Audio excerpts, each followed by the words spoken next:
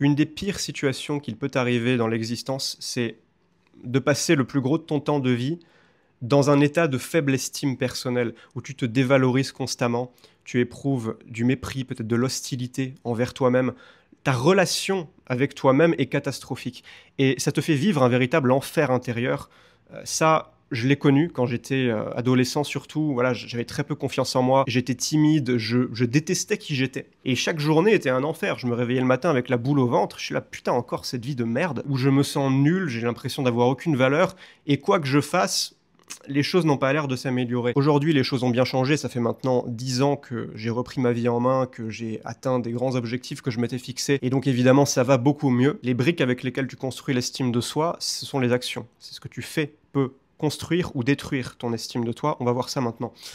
L'estime de soi, pour moi, c'est directement lié à ta santé psychique. Quand je dis santé psychique, je ne veux pas parler de la santé mentale, hein, c'est un terme à la mode, c'est important aussi la santé mentale, mais la santé psychique c'est beaucoup plus profond, c'est lié à ton identité, c'est lié à ton image de toi, c'est la qualité de la relation que tu entretiens avec toi-même. Et ça, c'est tout dans la vie, la relation que tu entretiens avec toi-même, tu ne peux pas sortir de ta tête, tu es prisonnier en ta propre compagnie, jusqu'à ton dernier souffle. Donc si tu es prisonnier d'une relation toxique avec toi-même, putain, tu vas douiller. Alors que si au contraire tu as une relation constructive et saine avec toi-même, là tu vas pouvoir accomplir de grandes choses. Tu auras un terrain psychologique favorable à ton accomplissement personnel. Première chose qu'il faut comprendre, c'est que tu peux mentir aux autres, mais tu peux pas mentir à toi-même.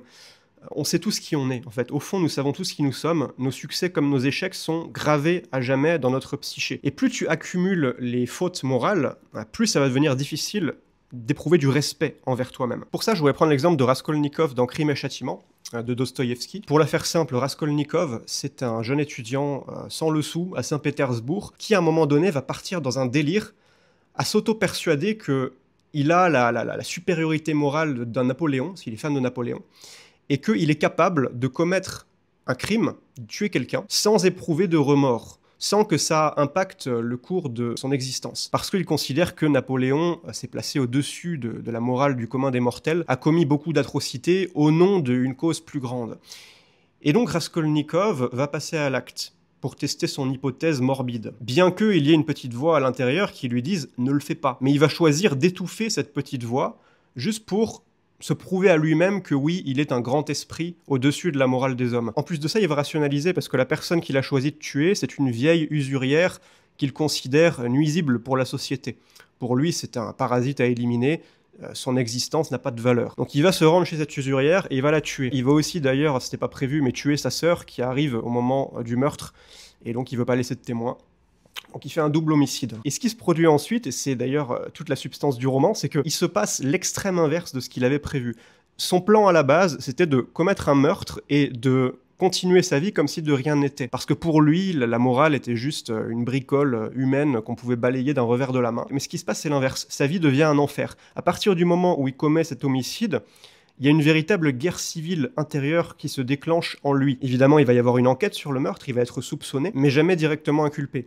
Donc au début, Raskolnikov essaie de reprendre sa vie, mais très vite, le crime qu'il a commis vient le hanter. Ça vient dans ses rêves, ça vient aussi dans le regard des autres. À chaque fois que, par exemple, il croise le regard d'un policier dans la rue, il sent une anxiété profonde monter en lui, parce que lui sait. Le policier ne sait pas, le policier voit juste un passant, mais lui sait. Il ne peut pas échapper à lui-même, il ne peut pas échapper à l'acte qu'il a commis. Le monde ne l'a pas condamné, mais lui-même se condamne. Parce que dans sa tête se joue un tribunal permanent entre une partie de lui qui lui rappelle qu'il est un monstre, qu'il a commis quelque chose d'abject, d'atroce moralement, et une autre partie de lui qui tente de rationaliser. Oui, mais elle était inutile pour la société, j'ai fait quelque chose de bien. Bon, bref, tu peux rationaliser de toutes les manières que tu veux. Et donc, plus le temps passe, plus Raskolnikov devient fou. En fait, plus il ploie sous cette torture morale permanente. Et comment ça se termine? Il finit par exploser. Il avoue tout. Et il est envoyé au goulag. Donc il avoue sa faute, ce qui le libère intérieurement, mais il doit payer le prix, donc c'est évidemment très douloureux. Mais cet ouvrage de Dostoïevski illustre parfaitement ce principe. On peut mentir aux autres, mais pas à soi-même. Tu sais qui tu es au fond de toi. Les actes que tu poses au cours de ta vie sont indélébiles, ils sont gravés en toi, et tu peux pas les oublier. Même si tu fais tout l'effort possible pour te mentir à toi-même, pour te raconter des belles histoires, pour rationaliser, ça va toujours remonter à la surface, comme si tu mettais un couvercle sur une cocotte minute. Au bout d'un moment, la pression est telle que ça va péter. Comment se manifestent concrètement ces actes qui érodent ton estime de toi dans la vie de tous les jours? La trahison, Le mensonge, la lâcheté, la paresse, la procrastination même. La procrastination est un vice, hein, on ne le dit pas assez. Ça peut paraître anodin parce que tout le monde le fait. Mais la procrastination a des conséquences. Je ne dis pas que c'est mal et que si tu procrastines, tu es une mauvaise personne. C'est pas du tout ce que je suis en train de dire. Je suis en train de dire que la procrastination laisse une empreinte sur ta psyché qui peut à la longue être assez dévastatrice. L'hypocrisie, la victimisation, tout le temps blâmer les autres pour tes problèmes, c'est aussi un vice. Ça revient un peu aux 7 péchés capitaux, bon, sans forcément la connotation religieuse, mais c'est un peu ça. C'est-à-dire les 7 péchés capitaux, c'est une tentative ancienne de catégoriser ces actions qui nous éloignent de la vérité. Quelques exemples qui vont éroder ton estime personnelle. Imaginons qu'un ami te confie un secret. T'es pas censé le répéter. Imaginons maintenant que tu es dans une soirée un peu arrosée et que sous l'effet de l'alcool, c'est pas une excuse, mais tu vas révéler le secret à d'autres personnes.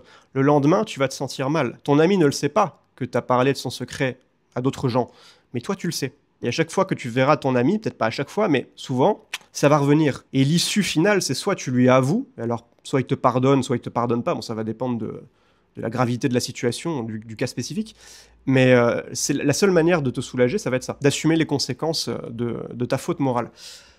Autre exemple, parler de ton idée de business sans jamais rien faire. Donc imaginons un beau parleur qui est là, oui, je vais lancer ma start-up révolutionnaire qui va changer le monde. Il en parle pendant des mois à tous ses potes là pour se donner une image, pour avoir son petit shot de dopamine comme s'il avait déjà réalisé le projet alors qu'il l'a jamais commencé. Au bout d'un moment, tu peux pas te mentir à toi-même. Tu vois que tu es un branleur. Tu vois que tu parles, mais il se passe rien. Tu commets une faute morale envers toi-même. Tu te mens à toi-même, tu te voiles la face. Et ça fait mal. Ça fait mal à ton estime personnelle. Imaginons encaisser des humiliations au travail. Imaginons tu as un collègue qui se fout de ta gueule et toi tu dis rien. Alors que ça te fait mal, tu te sens bafoué dans ton honneur. Sauf que par peur, probablement, tu vas laisser couler. Et ça fait très mal. Je dis pas que c'est facile, mais ça fait très mal. Alors ça c'est un exemple personnel. Quand je fumais des clopes à l'époque où j'étais un gros fumeur, très souvent, je voulais arrêter de fumer. Donc je me jurais, c'est le classique, hein, demain j'arrête. Je me jurais d'arrêter de fumer demain. Je fumais ma dernière clope avant d'aller me coucher. Je jetais le paquet de clopes à la poubelle. Et bien le lendemain, même pas une heure après m'être levé, j'allais à la poubelle, j'ouvrais la poubelle, je prenais le paquet de clopes et je m'en grillais une. Et dans ces moments-là, personne te voit, mais tu te sens humilié. Aller chercher au milieu des détritus rajoute en plus une couche d'humiliation supplémentaire. Mais surtout, c'est le mensonge. Tu ne te fais plus confiance à toi-même au bout d'un moment, puisque tu te fais des promesses que tu ne tiens pas. Donc forcément, ça nuit gravement à la relation que tu entretiens avec toi-même. Si je ne peux pas avoir confiance en toi-même, parce que l'expérience t'a prouvé que à chaque fois que tu te fais une promesse, tu la bafoues au bout de quelques jours, ça va être très difficile d'entretenir une relation productive et épanouissante avec toi-même. Tu es bloqué dans ta tête, rappelle-toi. Donc c'est très important. Cette relation est la plus importante de ta vie, plus importante que ta femme ou ton mari. C'est la base de tout. Tu peux rien construire sans ça. Tiens, parlons de relation. Dernier exemple, si tu es dans une relation toxique, tu sais que vous vous auto-détruisez mutuellement, mais tu restes. Ça, c'est quelque chose d'assez fascinant chez l'être humain, c'est que souvent, l'humain préfère un enfer connu à la terreur de l'effondrement de son identité, du saut dans l'inconnu. Même si la situation qu'on vit nous fait horriblement mal, on va souvent choisir le statu quo, parce qu'on préfère la douleur du connu à l'angoisse de l'inconnu. Mais évidemment, voilà, si tu es dans une relation toxique, tu te fais du mal. Tu sais que tu devrais le ou la quitter. Au fond de toi, il y a cette petite voix qui revient sans arrêt, mais qu'est-ce que tu fous ? Soit tu répares la relation, ou si tu vois que ça mène nulle part, que c'est impossible, voilà. On revient toujours à cette idée de fuir la vérité. Fuir la vérité, c'est planquer la merde sous le tapis, mais au bout d'un moment, tu vas la voir dépasser et la sentir surtout. On entend souvent ce conseil dans le développement personnel, il faut vivre en accord avec ses valeurs. C'est vrai, je suis d'accord avec ça, mais il faut distinguer 2 types de valeurs. Il va y avoir les valeurs individuelles qui te sont propres et qui ne sont pas les mêmes pour ton voisin. Par exemple, la famille. Évidemment, ce n'est pas binaire. C'est pas oui, j'ai la valeur famille ou non, je n'ai pas la valeur famille. C'est un curseur que tu déplaces. C'est un spectre.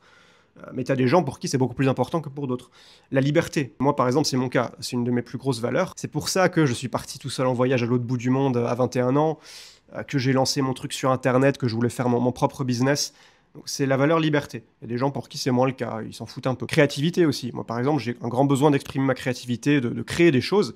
Il y a des gens, non, qui sont peut-être beaucoup plus un profil technicien, exécutant, et c'est OK. Ça, c'est des valeurs individuelles. Mais ensuite, ça, on le mentionne assez peu, mais il y a des valeurs qui sont universelles. Si tu relègues ces valeurs en second plan, tu vas te faire du mal. Par exemple, la loyauté, la justice, l'honnêteté, l'amour, c'est la valeur, la méta-valeur suprême, l'amour, la vérité.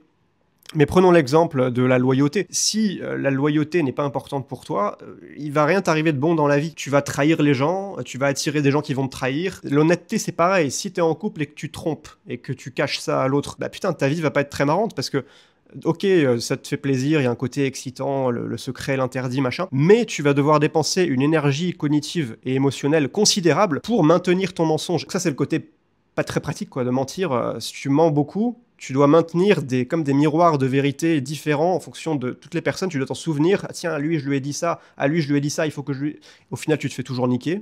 Ça finit mal. Donc, c'est beaucoup plus économe en énergie de juste dire la vérité, d'avoir l'honnêteté comme valeur.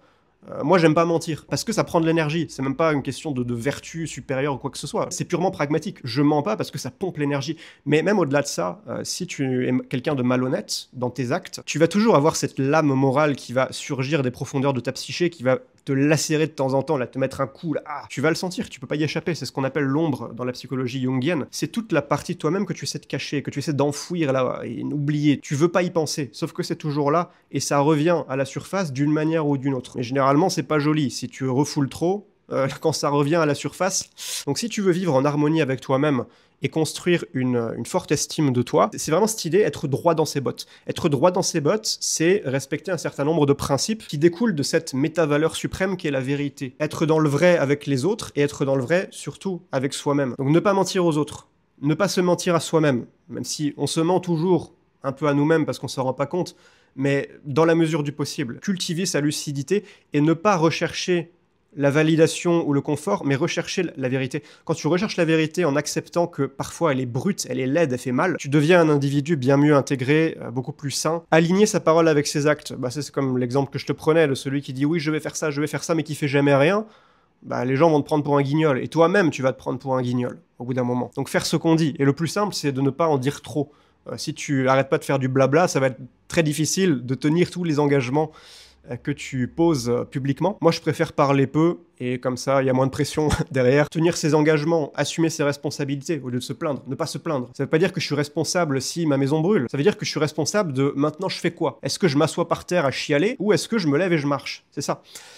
Poser ses limites. Pour revenir à l'exemple de si quelqu'un te manque de respect, t'humilie à répétition, tu vas ressentir une honte profonde si tu te laisses faire sans réagir. Il faut que tu défendes ton honneur au bout d'un moment, sans non plus faire des dingueries dans la mesure du raisonnable, mais juste être conscient de quelles sont mes limites, qu'est-ce que je tolère, qu'est-ce que je ne tolère pas de la part des autres, et qu'est-ce qui se passe si on enfreint mes limites. Parce que les gens dans la vie vont sans arrêt te tester, c'est dans la nature humaine, c'est même dans la nature animale, et toi tu dois défendre tes limites. Et puis faire de son mieux, alors ça c'est un segment, un angle que j'aurais pu aborder dans cette vidéo sur l'estime de soi, je vais en parler avant de finir, mais tu construis aussi l'estime de toi en atteignant tes objectifs. Si aujourd'hui t'es un branleur qui vit chez ses parents, qui passe la journée à jouer à FIFA, qui se couche à 4h du matin, t'as pas vraiment de raison objective d'être fier de toi. Tu te vois plutôt comme une larve, parce que la preuve est sous tes yeux. Alors que si tu passes à l'action, tu te fixes des objectifs, tu les atteins, t'apprends l'anglais, tu lances un business en ligne, tu pars voyager, alors que ça te faisait peur, tu t'inscris à la salle de sport et tu te bâtis un physique athlétique, et bien progressivement, tu vas te voir de plus en plus comme une personne respectable, une personne digne. Alors tout ça, évidemment, ça vient en respectant ces principes-là. Tenir ses engagements, je m'engage à me bâtir un physique musclé, ben c'est pas je m'inscris à la salle de sport et en fait j'y vais jamais. Tenir ses engagements envers soi-même, pas que envers les autres. Et bien sûr, faire de son mieux. C'est ok de temps en temps de se laisser aller à la procrastination. Nous ne sommes pas parfaits. Nous sommes humains. Nous avons des faiblesses. Mais sur le long terme, sur une longue échelle de temps, quelle est l'option que tu as choisie le plus souvent entre tes objectifs à long terme ou ton petit confort court terme? Là, c'est le paradoxe de la facilité. Tu fais des choix difficiles. Au final, tu as une vie facile. Tu fais des choix faciles. Là, maintenant, tu auras une vie difficile. Allez, sur ce, abonne-toi. Tu vois, je reprends du service sur YouTube. J'ai ma chaîne business aussi pour ceux que ça intéresse. Lien en description. Minimalisme entrepreneurial. Création de contenu. J'ai fait tout un tas de vidéos là-dessus cette année. Comment vaincre le perfectionnisme pour les créateurs. Comment générer de la thune sur Internet en faisant une activité sympa. Lien en description si tu veux te checker. Bisous.